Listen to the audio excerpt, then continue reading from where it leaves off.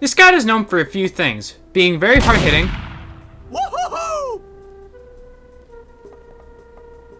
having the ability to double jump, which greatly increases his mobility in battle and makes him harder to hit, and most of all, he's fast. Faster than everyone else on the roster. I mean, look at him go. He's like running halfway across the map. And this is a lot faster than what any other class be. So what if we took that hard-hitting weapon that he has, took it away, give him one that does the same amount of damage, but increases his mobility. Look at him, he's happy. And now he's running like, oh my god, look how fast he's going. Look at him, he's really fast, and he's going to stop. He's about to, oh, and he's dead. And the sniper's taunting. And yeah, he's dead. And that's not in the budget. I have to pay for that. Oh, well, guess I'm selling these. All right, hit the intro.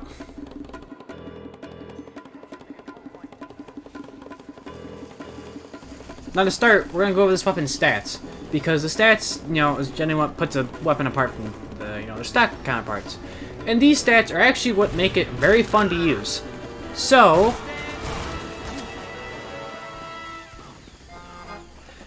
Babyface Blaster builds boost on hit, meaning the boost meter gives you more speed. However, as a trade-off, you have less ammo in your magazine. You have 4 shots out of 6, 34% decrease, and you are slower on start. You are about as fast as a spy and a medic now, which is a problem, meaning you are slower, meaning it's hard to get back into the fight or to the start. But your boost puts you higher than a demo man, with 173, a demo with max heads and the booties. So that's good. The only thing is, with this boost meter, it is a constant fluctuating of up and down, considering the other downsides of you cannot double jump, or else you lose 50% of your boost, or you cannot take damage, which can lose a lot of your boost very fast because a 20% hit, because I think like 20 damage can practically take out the majority of your boost bar. So pyros are now your new worst enemy because any type of fire damage means you lose your boost and you're back to being as fast as a medic, which is not good because spy is also as fast and you'll probably get backstabbed. So, how to use this weapon? Now, Babyface's Blaster is literally the #1, like, best way to think of a steamrolling weapon. It's very much similar to the Islander, where when you get your speed going, it is very easy to keep it going because you're now in people's face. However, starting it's hard because you are slower on start. But something that I didn't mention earlier is that damage is counted for all weapons for boost meter, meaning melee damage and secondary damage. There are very good pairings with it, like the chip damage, like a bunch of chip damage weapons can work, or chunk or a burst damage weapon also work with this because it gets you your boost. A lot of it comes down to getting in and out fast. However, you start losing some of your targets and gaining other ones. For example, heavies are now more viable because it's a lot harder for them to track you when your speed's fluctuating up and down if they shoot you, unless they're using Natasha, in which case you should be focusing on them in the first place. And gunslinger engineers you can no longer attack because last time where, you know, if you're going with scattergun, you can still take out their sentry, but you'll be at low health. Now, if you get shot, you are now slower and at low health. See, you lose that. But that aside, this lets you go in and play very aggressive because you are now very mobile. And I don't think that speed boost, the number of, your speed goes up, is not enough to justify that. Justify the idea of just how fast you actually go. Because it's like 75 to 100 damage per full boost. You can get that off one meat shot and like one spy. Granted, you can't get off a cloak spy; they have to be uncloaked. But one good meat shot makes you faster than physically everyone in the game. It makes you harder to hit now because their tracking is now off because snipers are going to have a hard time hitting you because you are faster than them, but half the time snipers are either godlike or bots, so it doesn't really matter. And pyros are always going to deal with you the same way anyways, they're going to light you on fire. Pyros are now your new worst enemy with this. Pyros are not a valid person to try and get unless you're directly behind them without looking at you. Pyros, you get hit once, you lose the majority of your health and you'll die. That's just how it is. So, Pyro shouldn't be. Soldiers and demos. Soldiers are a mixed bag. If you can move smartly, you will generally beat a soldier. Demo men, they already have a hard time dealing with you rushing down on them, so making that a lot faster is really good. This also includes medics too. Spies, nothing really changes with engineers, like I said, gunslingers. I think that's really everyone. Other scouts. So the thing with other scouts is nothing really changes with it.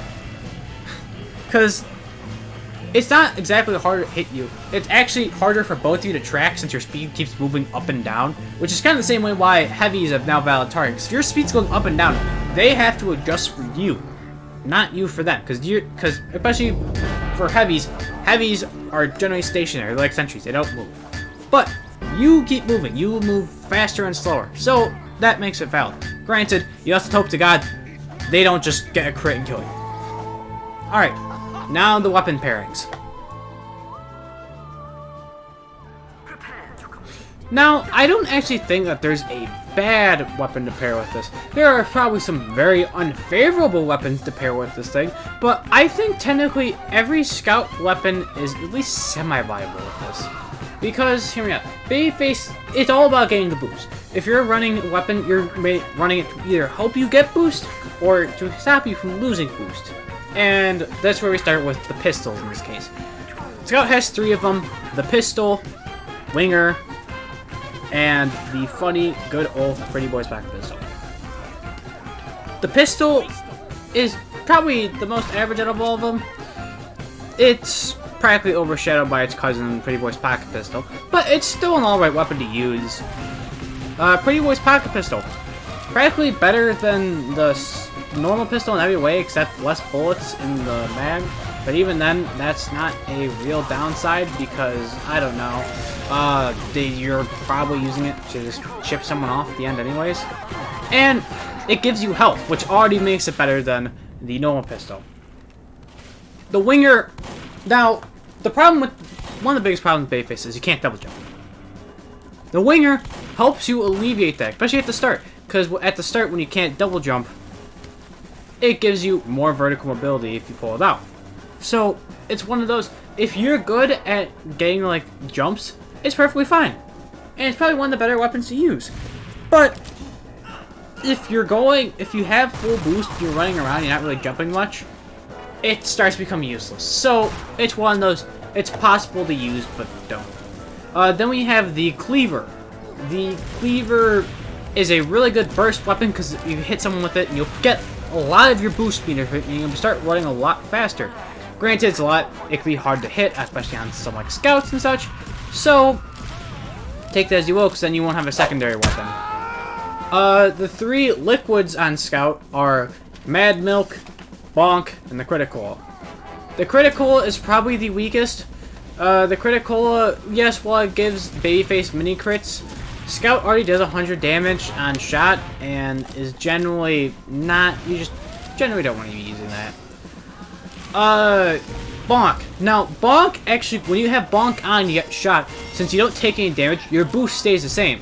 So if you're in a very bad situation, you have Bonk on, you can drink Bonk and get out of there with max speed, which is really good. But if double jump does not get negated, so if you actually double jump, you will lose it. And Mad Milk is a double-edged sword. Mad Milk does the same thing as like with the main liquids. They generally don't help you gain boost, but Mad Milk specifically will help you keep you in if you hit someone with Mad Milk, because A, if you hit someone like a heavy with liquid, you can fight them like soldiers and heavies. Or if a pyro ignites you, this is the best counter to it because you throw it at your feet and now you're not on fire. So, if there's a pyro bothering you, swap to Mad Milk. In any other case, probably use one of the pistols or the cleaver. Alright, now to melees.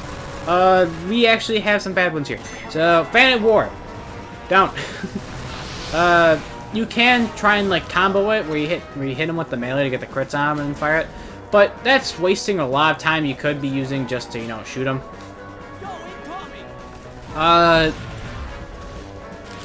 Atomizer is actually not good because it gives you a triple jump, and unless you're using it at the start, you are now down a melee weapon. let's see. Sandman, don't use because the ball will not help you in any way, shape, and form. Because, yes, it slows them down and letting you get them closer. But at the same time, you're also down 10 health now.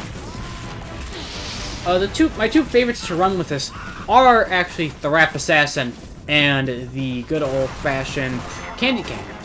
The Rap Assassin is the same reason for the Cleaver. The chip damage and the bleed damage will help you get your boost faster, so you can run around the map faster. And the good old Candy Cane lets you get a kill and stay in battle because you drop a health pack for yourself. And that 15 health can be the make or break in some situations. There are situations where that 15 health will save you. And that's truthfully what it is. Since this weapon is a punish weapon, you get a kill, you get full boost, and now you get some of your health back. That's why Mad Milk and the Candy Cane run really well. This weapon in of itself is not that bad. I remember Fish Deck on a Stick made a video about it saying, oh, it's the boost losses very bad. But at the same time, you're playing Scout. It's very easy to deal damage and get boost on a lot of maps. Granted, there are probably some maps you really shouldn't favor. For example, Payload is always going to be scary, but Payload's scary for Scouts anyways because level 3s. Maps that Scout gets punished on, all of that happens is you get punished slightly more.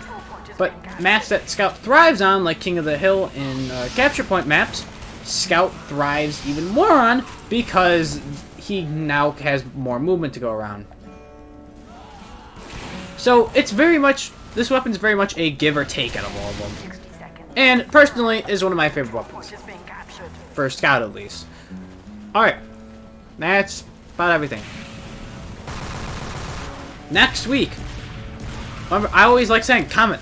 Next week is going to be the Soda Popper, based on this guy's suggestion. If you want yours in it, comment below. I think that's about everything. Yeah. Please, sir! Please buy this Babyface's blaster! Yeah, no, I just don't feel like it. Please! Please, it's from the Mango store. It's only 3 refined! Yeah, that's a little too much. Too expensive. Please! Please, I need to pay off a debt! Yeah, sounds like a you problem. No! Please! Yeah, I could literally care less.